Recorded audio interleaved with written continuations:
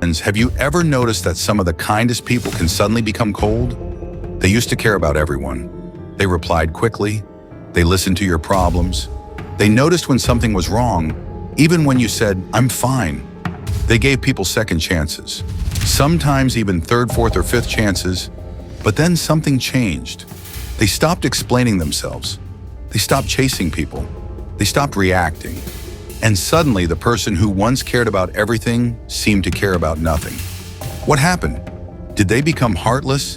Did they lose their empathy? Or did they finally learn how to protect themselves? This is the psychology behind why some highly empathetic people become incredibly calm, distant, and difficult to reach after being hurt. And the transformation is much deeper than simply becoming cold. People who are highly empathetic tend to notice emotional details that others overlook. A change in someone's voice, a different expression, a delayed reply, a strange silence, a person saying, "I'm okay," while clearly being upset. They don't just hear words, they often pay attention to everything behind the words. And because of this, relationships can become emotionally intense for them. When they love someone, they don't always love halfway. They invest their attention, their time, their energy, and sometimes they begin carrying emotions that were never theirs to carry. Someone is angry and they wonder what they did wrong. Someone is distant and they immediately try to fix the relationship. Someone is hurting and they feel responsible for making them feel better.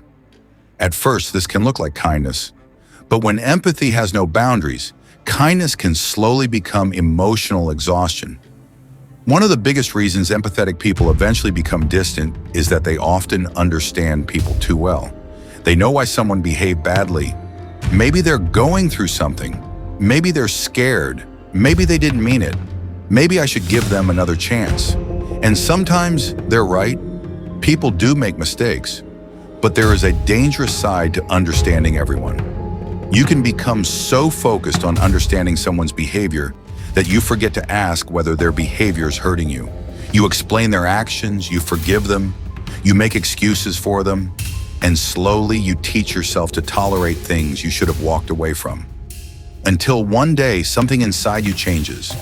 People often imagine that someone becomes cold because of one massive betrayal. But that's not always how it happens. Sometimes it's hundreds of small moments.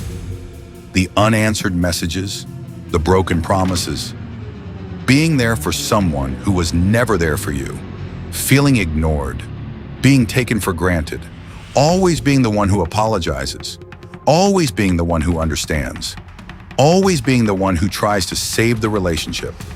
Each individual moment may seem small, but emotional exhaustion works like a glass filling with water. One drop doesn't matter, 10 drops don't matter, but eventually the glass is full. And the final drop isn't necessarily the biggest one. It's simply the one that makes the glass overflow. That's why someone may suddenly walk away from a relationship and make you think, why did they change so quickly? They didn't change quickly. You just didn't see everything that happened before the final decision. This is where the transformation becomes noticeable. The person who once constantly checked their phone stops checking. The person who always started conversations stops starting them. The person who kept asking, "What's wrong?" stops asking, not because they don't care anymore, but because they have learned something painful. You cannot force someone to value you. You cannot communicate someone into caring. You cannot love someone into treating you correctly. And eventually chasing becomes more exhausting than letting go. So they stop, and from the outside it looks like coldness. But sometimes it's simply acceptance. One of the most misunderstood parts of this transformation is emotional calmness. When someone has been emotionally overwhelmed for a long time, they may eventually stop reacting to everything. Arguments don't get the same reaction. Insults don't get the same reaction. People leaving don't create the same panic. They've already experienced the emotional chaos, so they stop participating in it. Someone tries to provoke them, they remain silent. Someone suddenly becomes distant, they don't chase. Someone tries to manipulate their emotions, they recognize it and step away. This doesn't necessarily mean they have stopped feeling. It can mean they've stopped allowing every feeling to control their behavior. And that's a very different thing. Before being hurt, an empathetic person may think, I don't want to hurt anyone. After being hurt repeatedly, they may start thinking, I don't want to hurt myself anymore. That's when boundaries appear. They learn to say no. They stop explaining every decision. They stop giving unlimited access to their time. They stop trying to save people who don't want to save themselves. And perhaps most importantly, they understand that having boundaries doesn't make them a bad person. You can care about someone and still keep your distance. You can forgive someone and still never trust them the same way again. You can love someone and still choose yourself. That's emotional maturity. An empathetic person may once have wanted to help everyone, but eventually they realize something. Your energy is limited. You only have so much attention, so much emotional capacity, so much time. And if you spend all of it trying to fix everyone else's problems, you have nothing left for yourself. So they become selective. Not everyone gets their deepest thoughts. Not everyone gets their vulnerability. Not everyone gets unlimited access to them. They don't necessarily become less kind. They become more intentional about where their kindness goes. And that's an important distinction. Another strong sign is that they stop explaining themselves. Earlier, they might have spent hours explaining why something hurt them. They wanted to be understood. They wanted the other person to finally realize what they had done. But eventually they understand something. Someone who genuinely cares will try to understand.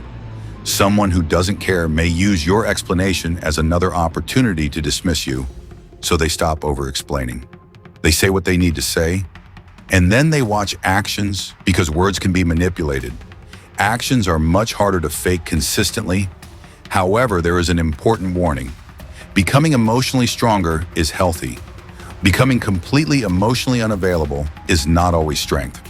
Sometimes people who have been hurt build such strong walls that they don't allow anyone to get close again. They stop trusting. They stop opening up. They assume everyone will eventually hurt them. They confuse vulnerability with weakness. And this can become another prison. The goal isn't to become heartless. The goal is to become wise. You don't need to feel less. You need to understand what deserves your feelings. You don't need to stop caring. You need to stop abandoning yourself while caring for others. You don't need to become cold.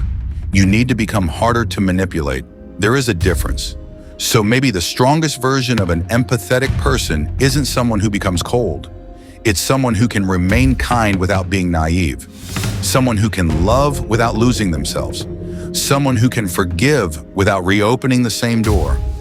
Someone who can understand another person's pain without taking responsibility for it. Someone who can walk away without hatred.